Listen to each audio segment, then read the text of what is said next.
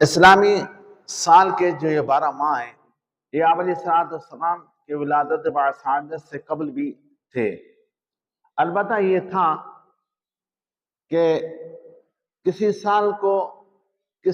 سال میں کوئی خاص واقعہ پیش آتا تھا، پھر اس سال کو اس واقعے کی طرف منسوب کیا جاتا تھا، جیسے عام الفیل، عام البدر، عام الاحد، عام مبعث، عام الحجرہ، اس طرح تھا۔ یہی ماہ تھے 12 ماہ: محرم، حرام، سفر، ربیع اول، ربیع ثانی، جمادی اول، جمادی آخر، رجب، مرجب، شعبان، رمضان مبارک، شوال، ذوالقعدہ، ذوالحجہ، یہ اس طرح تھے، لیکن ان کی کوئی ترتیب نہیں تھی۔ پھر 17 یا 18 ہجری میں حضرت عمر رضی اللہ تعالیٰ عنہ نے اسلامی کیلنڈر بنانے کا فیصلہ فرمایا۔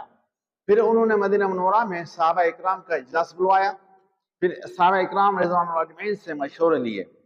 پھر کسی نے کہا کہ اسلامی سال کی ابتدا آپ علیہ السلام کی ولادت سے ہو، بعض نے کہا کہ نہیں، ہجرت سے ہونی چاہیے، اور بعض نے کہا رمضان مبارک سے، بعض نے جو ہے شوال کا مہینے کا مشورہ دیا، تو مختلف مشورے آئے۔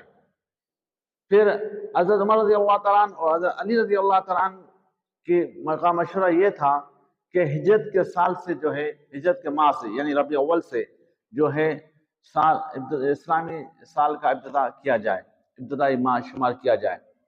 لیکن حضرت عثمان رضی اللہ تعالیٰ عنہ نے یہ مشورہ دیا کہ آپ اسلامی سال کا کیلنڈر بناتے ہو تو اسلامی سال کا پہلا ماہ جو ہے محرم و حرام کو رکھیں۔